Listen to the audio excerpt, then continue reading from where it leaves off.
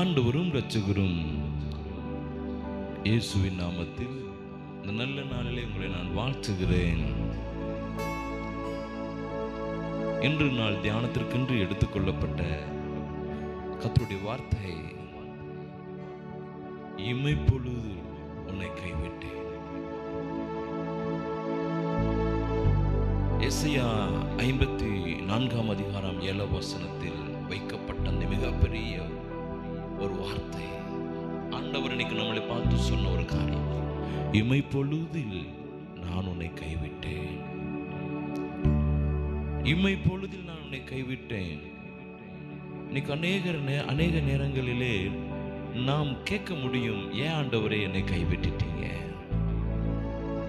ஏன் ஆண்டவரே வாழ்விலே இப்படிப்பட்ட ஒரு சோதனைக்குள் நான் தள்ளப்பட்டு, என் வாழ்க்கை ஏன் இப்படி எல்லாரும் கைவிட்டார்கள், எல்லாரும் என்னை மறந்துட்டாங்க, நீங்களுமா என்னை மறந்துட்டீங்க என்று அநேக கேள்விகள் நம்மளுடைய வாழ்வில் வந்திருக்கலாம். சில நேரங்களும் அநேக நேரங்கள் யோசித்திருக்கலாம், எப்படியெல்லாம் யோசித்திருக்கலாம். அவருக்கு என்னப்பா கடவுள், அவருக்கு என்ன நம்மளுடைய கஷ்டங்கள் தெரியவா போகுது, நம்மளுடைய வேதனைகள் தெரிய போகுதா என்று சொல்லி நம்மளாம் ஒருவேளை நம்ம வித்தியாசமாக அவரை குறை சொல்வதற்காகவோ இல்லவே நம்மளுடைய மனதை நாம் திருப்திப்படுத்துவதற்காகவோ நம்மளுடைய இருதயங்கள் என்ன செய்யும், காயத்தை ஆட்டத்தக்கதான அநேக நேரங்களில் கர்த்தரையே நாம் குற்றப்படுத்தியிருக்கலாம். உங்களுக்கு ஒன்று தெரியுமா? கைவிடப்பட்டால் அந்த நிலைமை எப்படி இருக்கும் என்று நம் ஏசப்பாவும் அவர் அனுபவித்திருக்கிறார், சிலுவையிலே அனுபவித்திருக்கிறார். ஆண்டவர் பிதாவை நோக்கி கெஞ்சுகிறார். இயேசு கிறிஸ்து சிலுவையிலே பிதாவை நோக்கி கெஞ்சுகிறார், பிதாவே பிதாவே ஏன் என்னை கைவிட்டேன், ஏன் என்னை கைவிட்டேன். அந்த கைவிடுதலினாலே அவர் உரத்த சத்தமாக கெஞ்சுகிறார், உரத்த சத்தமாக, ஆண்டவரே ஏன் என்னை கைவிட்டு. அந்த கைவிடுதல் இருக்கிற நிலை எப்படி தெரியுமா? என் தகப்பனுக்கு நன்றாய் தெரியும், ஏசப்பாவுக்கு நன்றாய் தெரியும். கைவிட்டார் அங்கு என்ன நிலைமை என்று என் ஏசப்பா அனுபவத்தின் ரீதியாக அவர் அறிந்து கொண்ட உண்மை. நான் பட்ட அந்த வேதனைகள், நான் பட்ட அந்த தனிமை, நான் பட்ட அந்த பயம் இனி ஒரு நாளும் ஒருபோதும் என் மக்களுக்கு வந்துடக்கூடாது என்பதில் கர்த்தர் மிகவும் தெளிவாக இருக்கிறார். அன்றைக்கு ஆதாம் ஏவாள் உலாவிக் கொண்டிருந்த நேரத்திலே கர்த்தர் வெளியே போயிட்டு வர்றதுக்குள்ளே நடந்த பிரச்சனை, அந்த நேரத்தில் கைவிட்டார், அந்த நேரத்தில் விட்டார், அழுதார். ஆதாமே எங்கே நீ இருக்கிறாய்?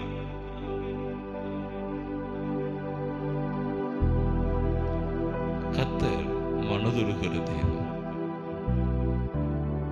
கர்த்தர் மனதுருகிற தேவன். ஒரு செகண்ட்ல கைவிட்டது உண்மைதான், நான் அப்படியே கடந்து போக மாட்டேன். இமைப்பொழுதுல உன்னை கைவிட்டு இருக்கலாம். உருக்கமான இரக்கங்களால் உன்னை நான் சேர்த்துக் கொள்வேன். ஆனாலும் அந்த அர்த்தம் என்ன? ஆனாலும் நான் இரக்கமுள்ள தேவன், உருக்கமான இருதயத்தினால் உன்னை சேர்த்துக் கொள்வேன். நம் தகப்பன் யாரையும் புறம்பே தள்ளாத தெய்வம், நம் தேவன் யாரையும் வெறுக்காதவர். அருமையான தேவனுடைய பிள்ளையே, எல்லாரும் என்னை வெறுத்துட்டாங்க, கடவுளும் என்னை வெறுத்துட்டாரு என்று சொல்லி நீ யோசிக்காதே. யாரையும் புறம்பே தள்ளாத தெய்வம். மகனே மகளே, நம் இயேசு உன்னை நேசிக்கிறார்.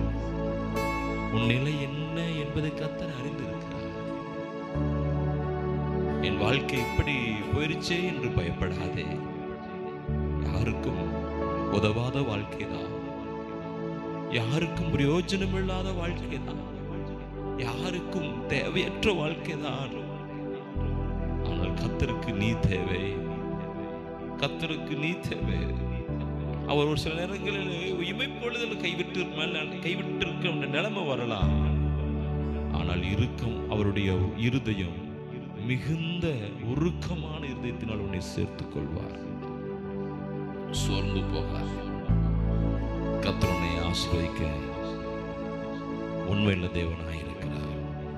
ஒரு காலகட்டங்களில் கோபத்தினால், அற்ப காலம் உண்டு கோபத்தினால் என் முகத்தை இமைப்பொழுது உனக்கு மறைத்தேன், ஆனால் நித்திய கிருபையில் உனக்கு இறங்குவேன் என்று கர்த்தரும் உன் மீட்பராய் சொல்லுகிறார். இந்த நாள் அவர் உனக்காக இறங்குவார். சோர்ந்து போகாதே. தேவ நாமம் உன்னில் மகிமைப்படும். கர்த்தர் உன்னை ஆசீர்வதிப்பாராக.